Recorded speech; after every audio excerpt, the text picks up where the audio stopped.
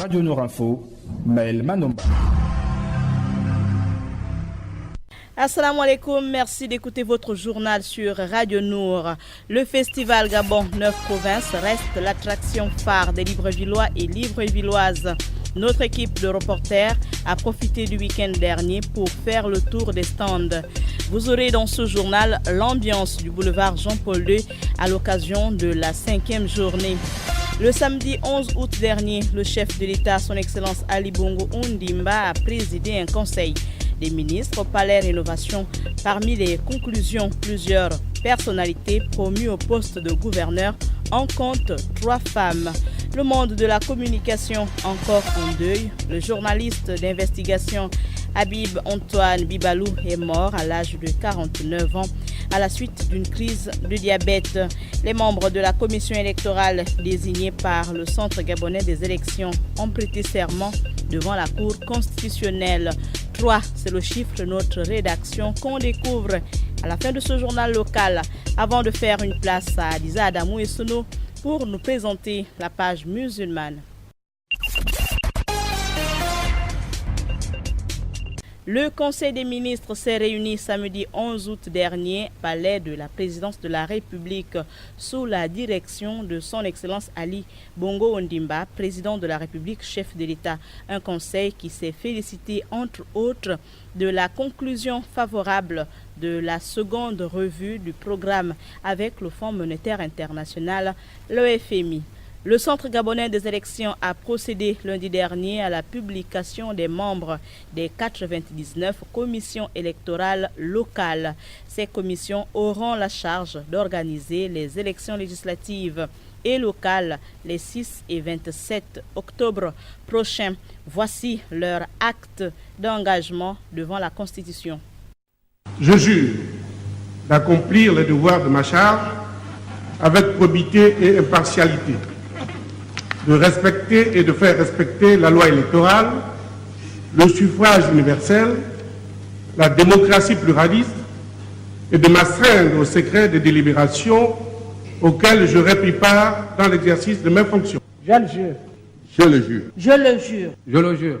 À l'instant, un extrait de la prestation de serment des commissaires prêts à participer au jeu électoral. Écoutons à présent Marie-Madeleine Borancho, la présidente de la Cour constitutionnelle. Je voudrais tout simplement aller chacun d'entre vous à la responsabilité, parce que les acteurs politiques qui vous ont choisi mettent en vous toute leur confiance.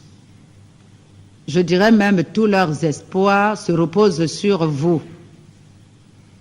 L'espoir de voir les élections prochaines se dérouler dans de très bonnes conditions. Et cela, ça dépend de l'engagement de chacun d'entre vous.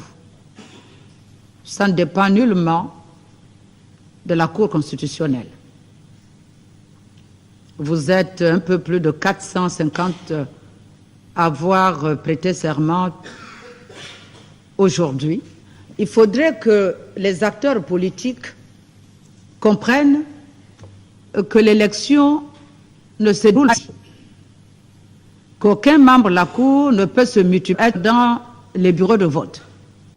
Le festival Gabon 9 provinces se poursuit du côté du boulevard Jean-Paul II et nos reporters étaient de la partie Un jour, une province. C'est le chronogramme venu de Tchibanga, capitale provinciale de la Nyanga. Ndinga Hortense, une exposante, nous présente ses poteries.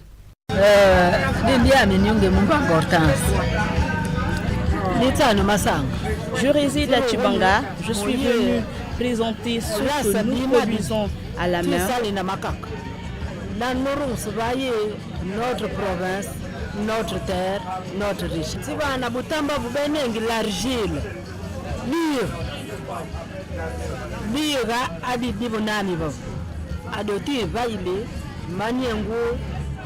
je le fais avec de l'argile.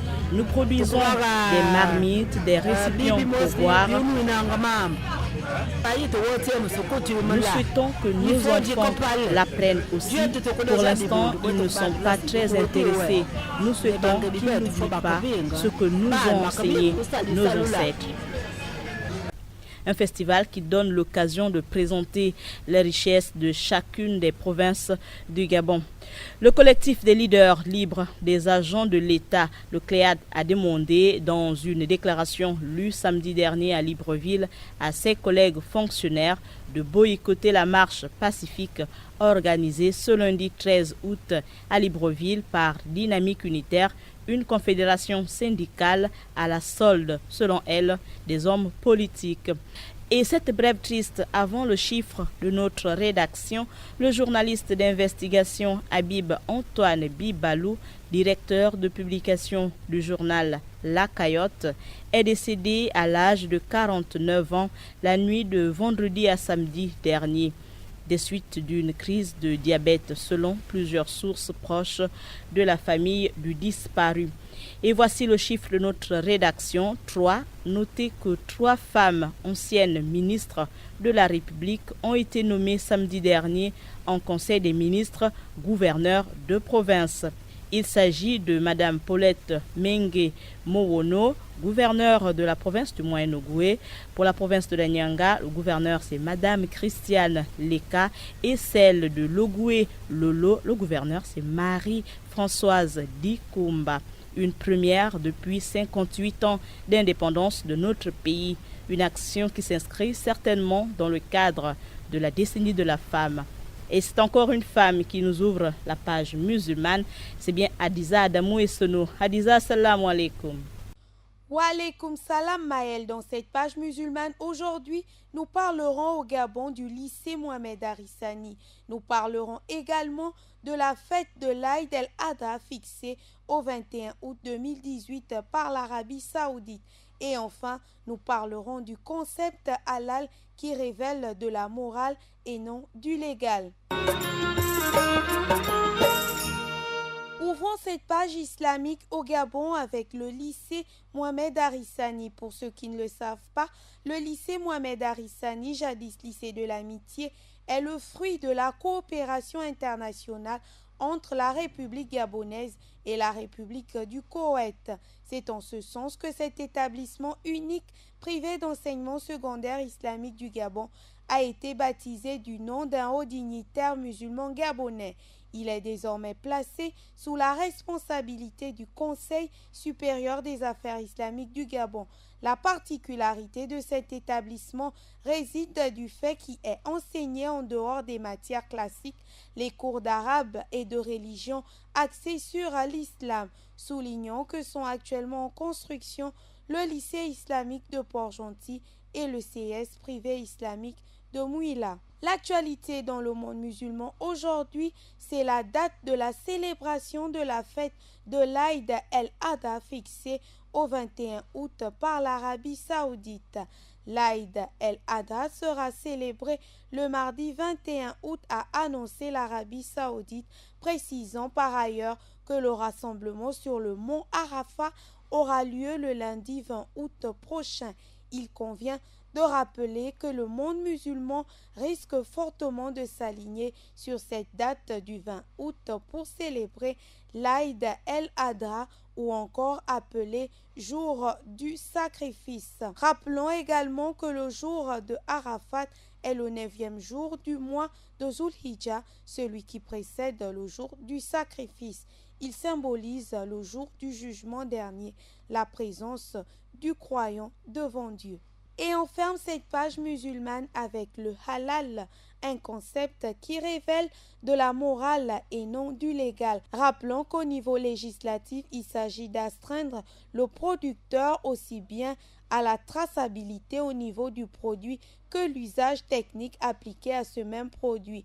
Le flou législatif aux avidités mercantiles et sans scrupules des uns et des autres. Notons aussi que le halal ne se vend pas, il se pratique comme conduite individuelle.